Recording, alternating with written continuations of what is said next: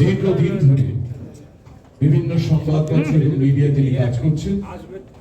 তার সংবাদ প্রতিদিনের পক্ষে তিনি জনগণকে তিনি জানিয়ে দেন তার এই যে নির্ভরযোগ্য তথ্য প্রদান, এটা একটা অপরিসীম ক্ষমতার অধিকারী হলেই সম্ভব। তিনি সাংবাদিকতার মাধুর্য এবং সমাজের গুরুত্বপূর্ণ ইস্যুগুলিকে সামনে নিয়ে এসে আলোচনার পক্ষে লড়াই করে চলেছেন। একটি নিবেদন যে আপনার শর্মিষ্ঠা বা সুরতদা একটু বোধহয় আমাকে সারপ্রাইজ দিতে গিয়েছিলেন, কিন্তু আমি ভেবেছিলাম 5টার উদ্বোধন হবে, আমি দর্শক আসনে বসবো। 6টার সময় নাটক নিয়ে আমার একটা বক্তৃতা আছে, সুতরাং সারপ্রাইজ দিতে গিয়ে আমি সারপ্রাইজ হয়ে গেছি, এমন সব এলোমেলো হয়ে গেছে। কিন্তু এত সুন্দর, এবং আমি শর্মিষ্ঠাকে চিনি তার কারণ আমি তার ইন্টারভিউ নিয়েছি, সাক্ষাৎকার নিয়েছি। সুরতদারা যে নান্দনিকভাবে কাজ করছে এবং পশ্চিম বাংলার থেকে বাংলার দিকে আর্টের একটা সুবিশাল ঐতিহ্য আছে, আমরা জানি। সেই ঐতিহ্যটা এবং সেই আন্দোলনটা কিন্তু এগিয়ে চলেছে। এবং এই যে আজকে এত জ্ঞানীগুণী মানুষ, আমি নাম করছি না, অনেকেই রয়েছেন এখানে, আমাদের খুব ঘনিষ্ঠ এবং কলকাতার শহরের হুজু, তারা এখানে রয়েছেন, চিত্রশিল্পীরা রয়েছেন। এবং এ তো শুধুমাত্র একজন শর্মিষ্ঠা মডেল হিসেবে উদযাপন নয়, এটা নান্দনিক এবং তার সঙ্গে সঙ্গে মননের গভীর উদযাপন। প্রত্যেকটা ক্যানভাস, প্রত্যেকটা ছবির পেছনে শিল্পীর মনন এবং শিল্পীর পরিশ্রম সুস্পষ্ট ঠিকানা, প্রত্যেকটা ক্যানভাস। সুতরাং এই জায়গায় থাকতে পেরে আমি নিজেই সম্মানিত বোধ করছি। এত কিছুর মধ্যেও যে কলকাতা নান্দনিক চর্চা চালিয়ে যাচ্ছে, এবং সুরতদা, শর্মিষ্ঠা এবং তাদের গোটা টিম যেভাবে নিরন্তর কাজ করে চলেছে, খুব খালি চোখে দেখলে মনে হয় বোধহয় শুধু আরো একটি প্রদর্শনী। আসলে আরো একটি প্রদর্শনী নয়, এটা একটা গভীর আত্মপ্রত্যয় এবং তাদের শিল্পী সত্তার প্রকাশ। আমার মনে হয় কলকাতা যে তিলোত্তমা খ্যাতি পায়, তার কারণ হচ্ছে এইভাবেই আমরা এগিয়ে যাব। এক তিলোত্তমার মৃত্যুতে আপনারা জানেন যে কিরকম শোরগোল পড়ে গিয়েছিল, কিন্তু প্রতিনিয়ত এইভাবে তিলোত্তমারা বেঁচে থাক, শর্মিষ্ঠা মডেল হয়ে থাক, শিল্পীরা থাকুক। এখানে বহু পরিচিত আমার শিল্পীরা ছবি এঁকেছেন, প্রত্যেককে সম্মান জানাচ্ছি এবং আমি নিজেও খুব গর্বিত। আর আমি ক্ষমা প্রার্থী, আমি সারপ্রাইজ পেতে গিয়ে এমন সারপ্রাইজ হয়ে গেছি যে আমি দর্শক আসনেই থাকার কথা ছিল, যে আমি 5টায় দেখা দিয়েই আমি 6টার বক্তৃতা দিতে যাবো, কিন্তু সব একটু এদিক ওদিক হয়ে গেল। এখানে খুব গুণীজনেরা আছেন, আমার বয়োজ্যেষ্ঠরা আছেন, আমার খুব শ্রদ্ধার মানুষরা আছেন, তাদের সবার আগে এরকম করে বলাটা একটু গুরুচণ্ডালি দোষ হয়ে গেল, আমাকে মাফ করে দেবেন আপনাদের সভাপতি। নমস্কার।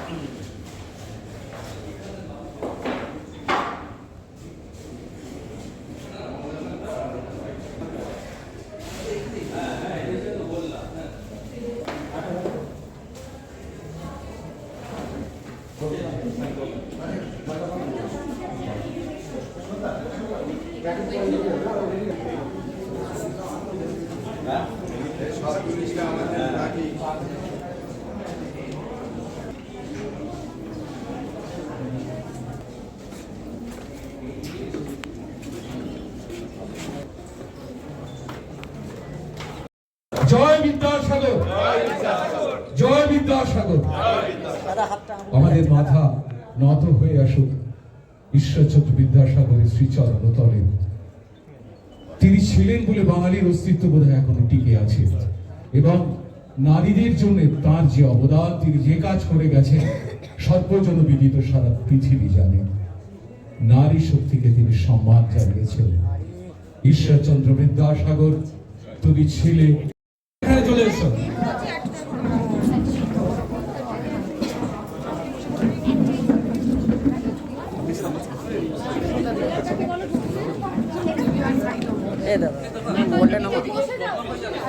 শক্তি সকল ধর্মের কোনো নির্দিষ্ট ধর্মের নয়, এবং এই দেবী শক্তির মাধ্যমে আমাদের চারিদিকে যুদ্ধের যে আবহ তৈরি হয়ে আছে এবং মারামারি, হিংসা, এই সকল সমস্ত অশুভ কিছু থেকে মুক্ত হয়ে শুভ শক্তির উন্মেষ ঘটুক সকলের মনে, সকলের চেতনে।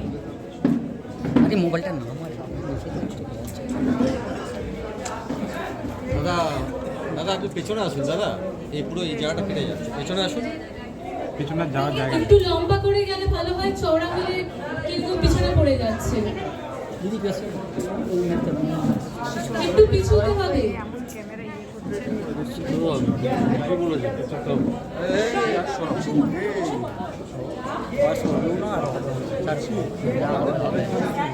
যতটা আসবে ততটা। মোবাইলেরই যুগ দাদা, মুশকিল কিছু হয়নি, মোবাইল আসতে আরো সুবিধা হয়েছে। সময় চলে গেছে মোবাইল।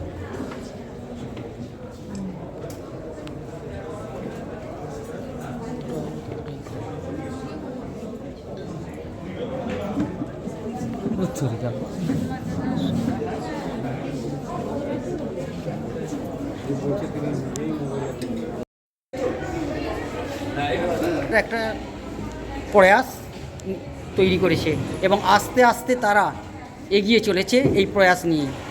আর এবারে নতুন পরিকল্পনা হচ্ছে সর্বধর্ম সমন্বয়ে এই প্রদর্শনীর শুভ সূচনা হতে চলেছে, কি বলবেন? আমাদের 2005 সালে বেঙ্গল ক্রিয়েটিভ ক্লাব আজকে আন্তর্জাতিক মানে পৌঁছেছে।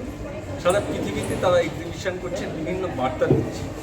এবার আমাদের এক্সিবিশন দেবী শক্তি, মানে প্রত্যেক নারীর মধ্যেই আমরা দেবতাকে, দেবীকে খুঁজে পেয়েছি, তাই আমরা দেবীর ওপর এক্সিবিশন করছি। আমাদের বেদ বর্ণিত উষা দেবী রয়েছেন, সিন্ধু সভ্যতার দেবী রয়েছেন, আবার বর্তমানে নারীর মধ্যেও আমরা দেবীকে পেয়েছি, খুঁজে পেয়েছি। 100টি ক্যানভাসে আজকে কাজ রয়েছে, তার মধ্যে স্কাল্পচার রয়েছে, ফটোগ্রাফি রয়েছে এবং পেন্টিং রয়েছে।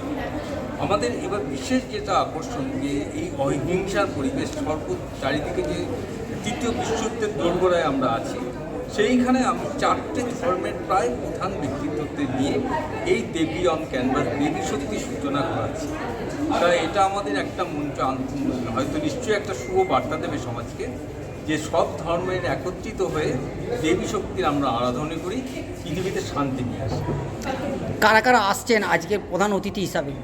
আজকে আমাদের 4 ধর্মের প্রধান আছেন, বিশপ আছেন, বৌদ্ধ ভিক্ষু আছেন, মুসলিম একজন মিনিস্টার আছেন, এবং আমাদের জগন্নাথ মন্দির মাহেশের তিনি প্রধান আছেন। এখান থেকে নতুন প্রজন্মের শিল্পীদের কি বার্তা দেবেন? আমাদের এবার নতুন প্রজন্মের শিল্পী অনেকেই আছে, তাদের যে কাজ তারা করেছে, তারা সিনিয়রের প্রায় সমকক্ষ কাজ করেছে। তাই আমি মনে করি নবীন প্রজন্ম আমাদের সিনিয়রদের মুখ রক্ষা করবে এবং দেশের গৌরব।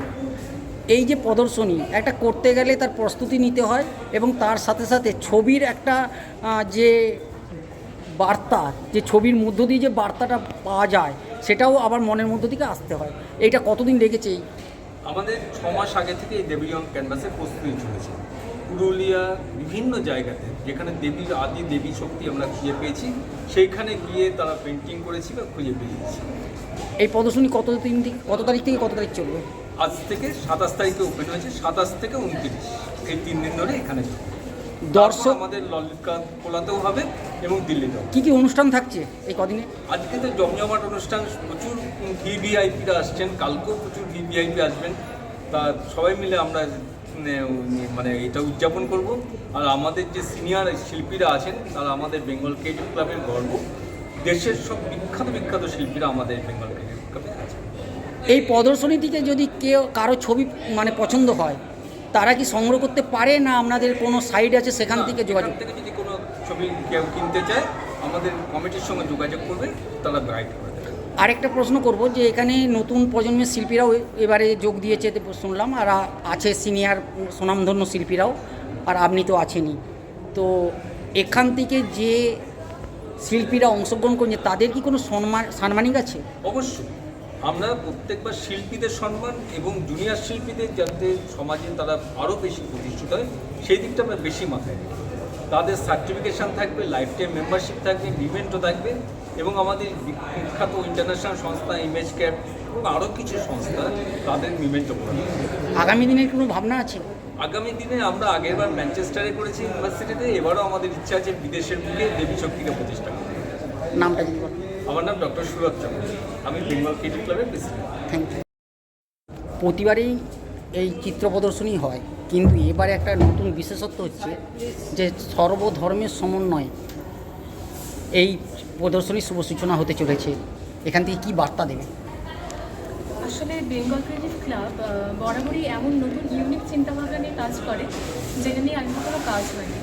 গত 2 বছর ধরে আমাদের মনে হয়েছিল সমাজে নগ্নতা বা নিউড আর্টের উপরে অনেক ট্যাবু রয়েছে, মানে নগ্নতার অপব্যবহার রয়েছে, কিন্তু শিল্পে নগ্নতা যে কতটা পবিত্র এবং প্রয়োজনীয় সেটা মানুষের কাছে বোঝা দরকার। তার জন্য সমাজের শুভ চেতনা আনতে আমরা দ্য শেডস অফ নিউড বলে এক্সিবিশন করি। এরপরে এই বছরে আমরা চিন্তাভাবনা দেবীর ওপর, মানে দেবী শক্তিকে নিয়ে আমাদের স্কাল্পটর, পেইন্টার এবং ফটোগ্রাফার্সরা আমাকে নিয়ে কাজ করেছেন। তা এখানে প্রত্যেক নারীর মধ্যেই দেবী শক্তি লুকিয়ে রয়েছে, এবং আমরা চারিদিকে যুদ্ধ এবং হানাহানির যে পরিবেশ তার থেকে মুক্ত হয়ে সমাজ যাতে দেবীত্ব শক্তি নিয়ে, শুভ চেতনা নিয়ে এগিয়ে যেতে পারে, তাই জন্য এই নতুন প্রয়াস। তাই সকলকে বলবো এক্সিবিশনে আসার জন্য। আর আমার পেছনে যে ছবিটি আছে সেটা বর্তমানে নারীদের যে অবস্থা সেটা মানে সেটার একটা প্রতিফলন। এই যুদ্ধের পরিবেশেও নারীদের উপরে যে আঘাত আসে, নারীরা যে হানাহানি সহ্য করে, তার থেকে যেন মুক্তি পায়, সমাজ যাতে সুন্দর। আজকের এই প্রদর্শনীর শুভ সূচনা কী করবেন?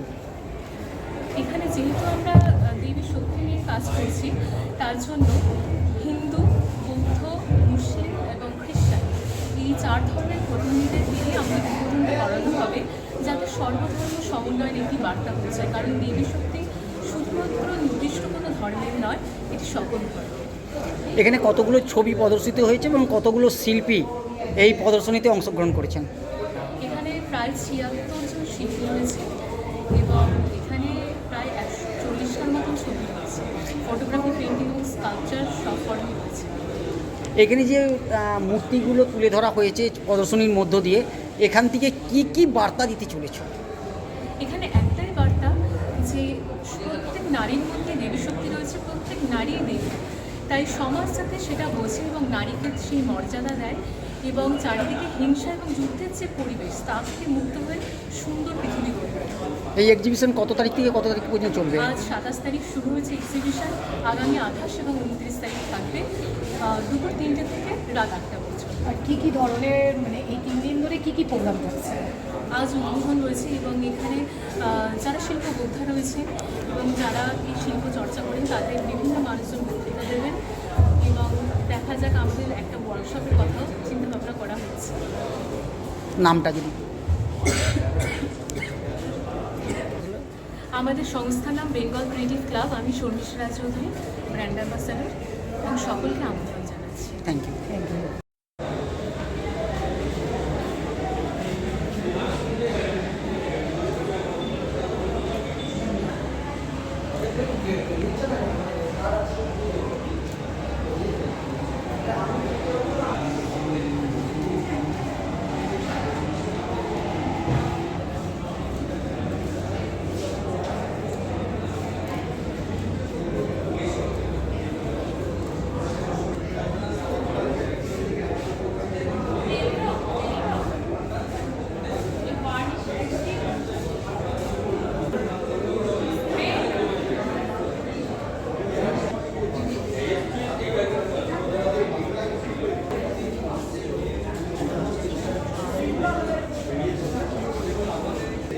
ক্যানভাস রয়েছে, আমার স্কাল্পচার রয়েছে, বন্ধু নির্মিত স্কাল্পচার রয়েছে, ফটোগ্রাফি।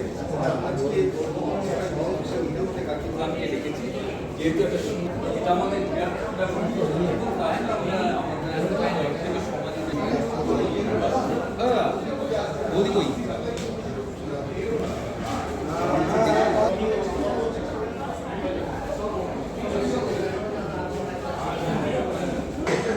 সুন্দর করছে।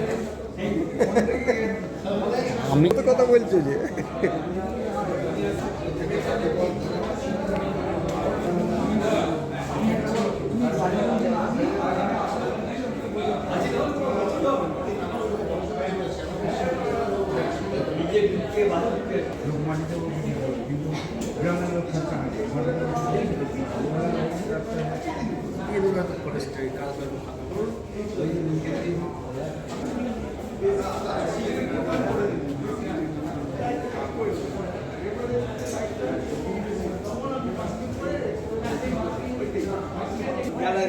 দাঁড়াতে যাবে না, একবার বাদে করে একবার রিগ্রেট করলাম হয়তো খুব একটা মজা, কিন্তু আমি সাবজেক্ট যেটা আছে সেটাকে আমি রাইটার